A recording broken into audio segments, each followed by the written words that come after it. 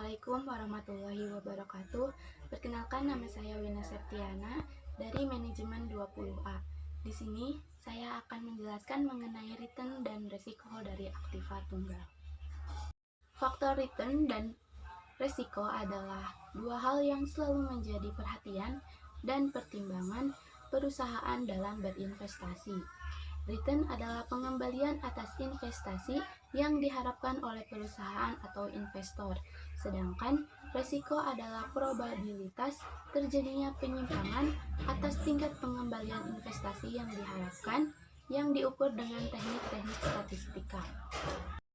Menurut Van Honey dan Wachowicz 2018, mereka menjelaskan bahwa return adalah seluruh pembayaran kas dari surat berharga atau investasi atas kepemilikan dan perubahan harga pasar atau market price. Return dinyatakan dalam bentuk nilai mata uang atau rupiah. Return memiliki dua komponen, yaitu yield dan capital gain. Yield yaitu komponen dalam investasi berupa arus kas yang dibayarkan secara periodik, yang besarnya telah diketahui sebelumnya, atau suatu presentasi penerimaan kas periodik terhadap harga investasi periode tertentu. Yield untuk investasi dalam bentuk saham dapat dihitung dengan rumus yield sama dengan DT dibagi PT-1 dikali 100%, di mana DT merupakan dividen dari saham, sedangkan PT-1 yaitu harga saham pada periode sebelumnya. Sedangkan yield untuk investasi dalam bentuk obligasi dihitung dengan rumus yield sama dengan IT dibagi PT-1 dikali 100, di mana IT merupakan suku bunga dari obligasi. Lalu selanjutnya yaitu capital gain atau loss, yaitu selisih dari nilai harga investasi saat ini relatif terhadap nilai harga investasi pada periode sebelumnya, atau dapat dinyatakan dengan rumus capital gain sama dengan PT min PT-1 dikurangi dibagi PT-1, di mana PT sama dengan harga investasi pada periode ke I atau periode yang sedang diperhitungkan, sedangkan PT-1 yaitu harga investasi pada periode sebelumnya. Return dikelompokkan menjadi dua jenis.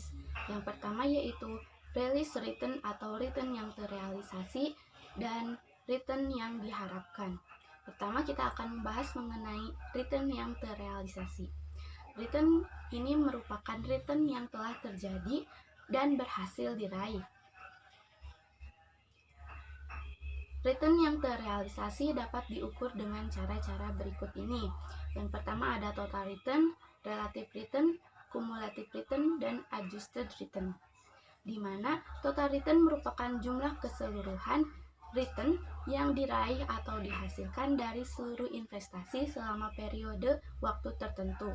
Total return terdiri dari capital gain atau loss dan yield, di mana total return dapat dinyatakan dalam rumus total return sama dengan capital gain atau loss ditambah yield atau PT min PT1 dikurangi dibagi PT-1 ditambah DT dibagi PT-1. PT adalah nilai harga investasi saat ini, sedangkan PT-1 adalah nilai harga investasi pada periode sebelumnya. Jika PT lebih besar daripada PT-1, maka investor akan memperoleh capital gain atau keuntungan, sedangkan jika PT lebih kecil dari PT-1, maka investor akan mengalami capital loss. Lalu ada relative return. Total return dapat bernilai positif atau negatif. Hal ini bisa terjadi karena adanya penurunan nilai saham atau nilai investasi. Ada kalanya kita membutuhkan perhitungan dengan total return yang positif untuk analisa lebih lanjut, seperti untuk perhitungan menggunakan akar. Relative return selalu memberikan hasil yang positif. Rumus relative return yaitu total return ditambah 1 atau PT min PT-1 ditambah DT dibagi PT-1 ditambah PT min PT-1 dibagi PT-1. Lalu ada cumulative return. Investor selalu ingin mengetahui apakah kekayaannya bertambah atau apakah ada pertambahan dari investasinya. Konsep indeks kemakmuran kumulatif adalah suatu indeks yang digunakan untuk mengukur perubahan kemakmuran sebagai hasil dari perubahan harga saham atau perubahan pendapatan dividen. IKK ini mengukur dan mengakumulasikan seluruh return dari kekayaan awal hingga periode yang dimaksud. Cumulative return ini dapat dihitung menggunakan rumus IKK sama dengan KK0 dalam kurung 1 ditambah R1 dalam kurung 1 ditambah R2 dan seterusnya, di mana KKO ini merupakan kekayaan awal atau biasanya RP1. Rn ini atau R1, R2 merupakan return pada periode ke N, dan N ini yaitu jumlah periode. Lalu yang terakhir ada adjusted return, yaitu return yang disesuaikan. Adalah return nominal yang disesuaikan terhadap pengaruh inflasi, di mana return nominal hanya memperhitungkan perubahan nilai nominal atau nilai mata uang. Dari investasi, inflasi dapat membuat nilai return nominal menjadi di atas. Nilai sebenarnya atau overstated adjusted return sering disebut juga real return atau return real. Rumus untuk menghitung adjusted return ini yaitu RA sama dengan 1 ditambah R dibagi 1 ditambah P dikurangi 1, di mana RA yaitu adjusted return, R merupakan return, dan P merupakan tingkat inflasi. Jenis return yang kedua yaitu ada expected return atau return yang diharapkan.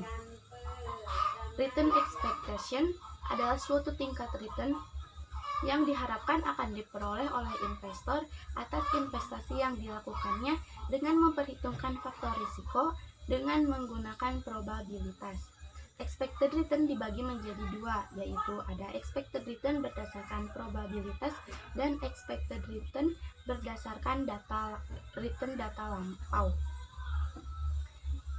Expected return berdasarkan probabilitas, di mana investor akan membuat perhitungan atas tingkat return yang diharapkannya atas sebuah investasi dengan menggunakan kemungkinan atau distribusi probabilitas kejadian, dan secara matematis dapat ditulis sebagai berikut.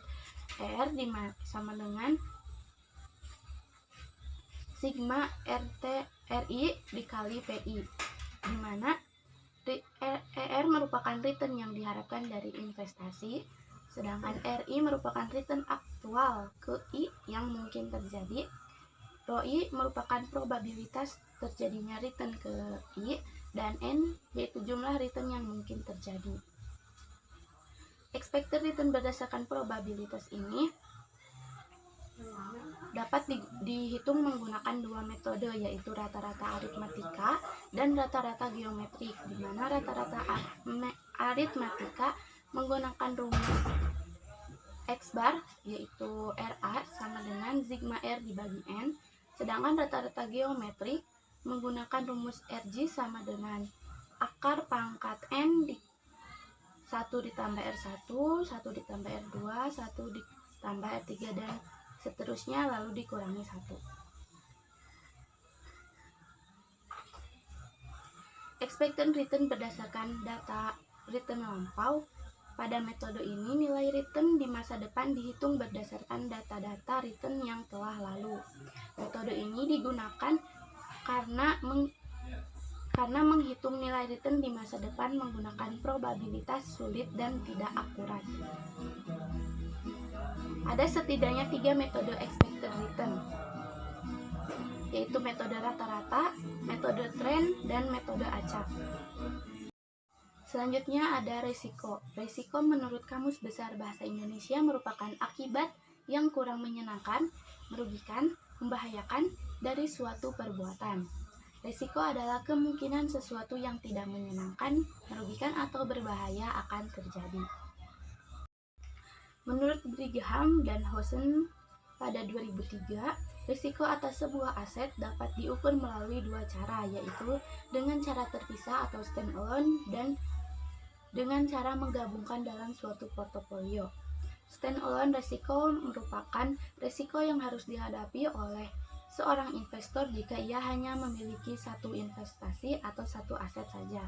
Sedangkan portofolio memiliki makna sekumpulan atau kombinasi aset, baik aset fisik maupun aset finansial yang dimiliki oleh seorang investor.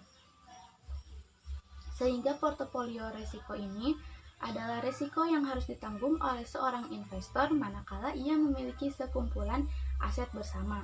Portofolio risk dapat dibedakan lagi menjadi dua, yaitu risiko sistematis dan risiko non-sistematis. Risiko sistematis atau disebut juga risiko pasar atau risiko umum adalah risiko yang kemungkinan terjadi karena adanya perubahan di pasar sehingga mempengaruhi return seluruh investasi yang ada di pasar tersebut. Sedangkan risiko non-sistematis atau sering juga disebut risiko spesifik adalah risiko yang berkaitan erat dengan kondisi mikro perusahaan dan biasanya bisa diminimalkan dampaknya dengan melakukan diversifikasi. Risiko atas suatu investasi dapat ditimbulkan oleh beberapa macam faktor.